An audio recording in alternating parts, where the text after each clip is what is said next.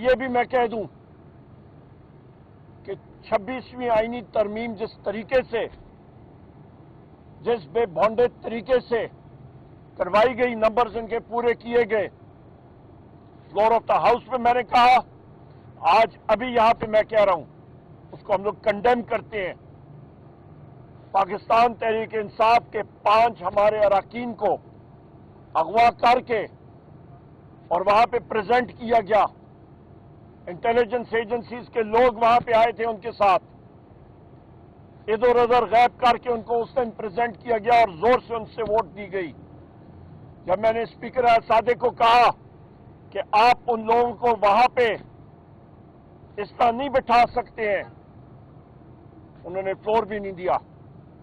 کل بھی میں نے فلور آف دا ہاؤس پہ کہا اور وہ شواہد دیے کہ انٹیلیجنس ایجنسیز کے لوگ،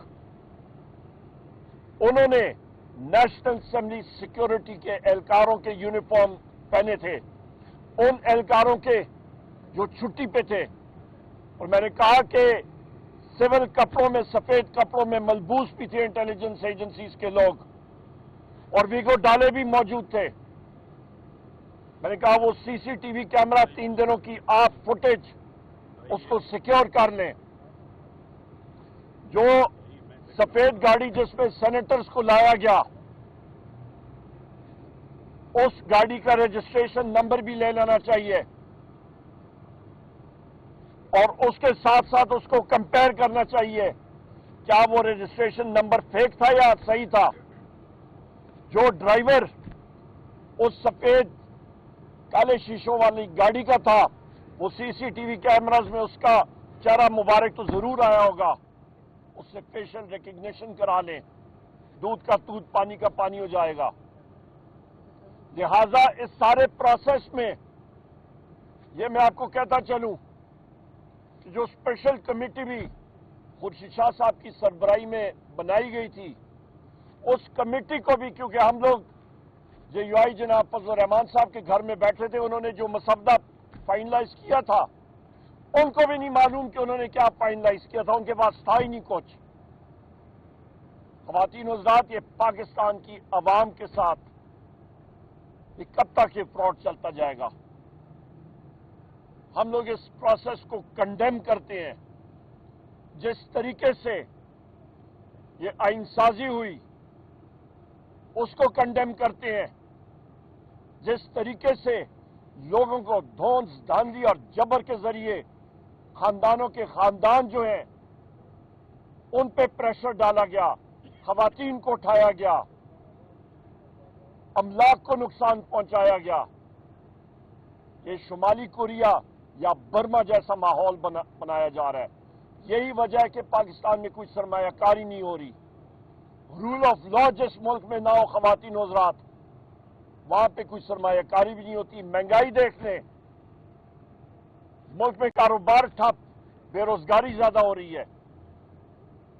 یہی وجہ ہے کہ جس وقت بشرا بی بی صاحبہ کا نہ روپکار ایشو ہو رہا ہے، نہ مچلکے ایشو ہو رہے ہیں، اور غیر قانونی طور پہ انہیں جیل میں رکھا ہوا ہے، وزیر اعظم عمران خان صاحب کو غیر قانونی طور پہ جیل میں رکھا ہوا ہے،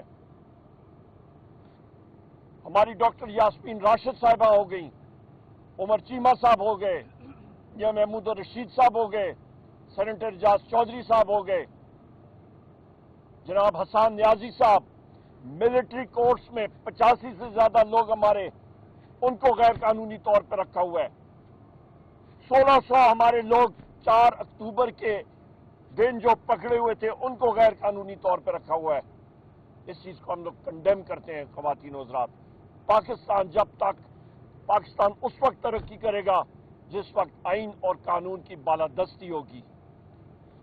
انشاءاللہ تعالی ہماری آئینی اور قانونی جنگ پاکستان میں آئین اور قانون کی بالادستی کے لیے جاری رہے گی۔ بہت شکریہ۔ یہ بتائیے گا کہ بی بی کے مشرقے جو ہے وہ جمع ہوئے ہیں یا نہیں، ایک چیز تو یہ، دوسرا یہ بتا دیں کہ نئے چیف جسٹس آف پاکستان کی تعیناتی ہو گئی ہے، اب 25 تاریخ کو جو ہے حلف لیں گے، آپ اپنی جو نشستیں ہیں وہ کہاں کھڑی ہیں، وہ کہاں ملنے جا رہی ہیں آپ کو یا نہیں؟ جناب सजाद चौधरी साहब, बहुत अच्छा सवाल है आपका। हमारे वकला हजरात इस वक्त भी अदालत में मौजूद हैं, पर जज साहब नहीं है सीट पे, वो गायब हो गए। और जो दूसरे जज साहब हैं वो भी गायब हुए हैं। ट्रायल जज भी गायब है और FIA के जज, दोनों जज साहबान नहीं है। और जो ड्यूटी जज हैं वो भी नहीं है। तो लिहाजा यही तो मैं यहाँ पे बता रहा हूँ सारे साथियों को और पाकिस्तान की अवाम को कि पाकिस्तान में आईन और कानून नहीं है कि जज साहबान को गायब किया जाता है, उनको कहा जाता है कि जी जैसे ही इस्लामाबाद हाई कोर्ट का फैसला आया तो आप गायब हो जाए। यही मसला है। और दूसरी चीज, आपने CJ साहब की बात की है, तो इंशाअल्लाह ताला हमारा रिजर्व सीट्स का जो केस है उसको हम लोग परसू करेंगे। हमारा पाकिस्तान तहरीक इंसाफ का वो हक बनता है। और जो CJ काजी फायज ईसा साहब ने बात, मतलब उन्होंने जो कल का डिसीजन किया था, मैंने कल भी एक TV प्रोग्राम पे कहा था, तवक्को यही थी जाते जाते जरूर कोई गंद करेंगे, पर अभी उनका टाइम हुआ चाहता है कि वो घर में बैठ के कॉफी और डोनट्स खाएं। उमर अयूब साहब, आपके जो शुबहात है जिनमें आपने इजहार किया वो दुरुस्त है, लेकिन अगर ये रोजगार कल जारी हो जाती है तो फिर आप जो आज बातें कर रहे हैं इनके हवाले से क्या कहें? मैंने आज की जो बात कही है उस पर मैं कायम हूं, कायम रहूंगा।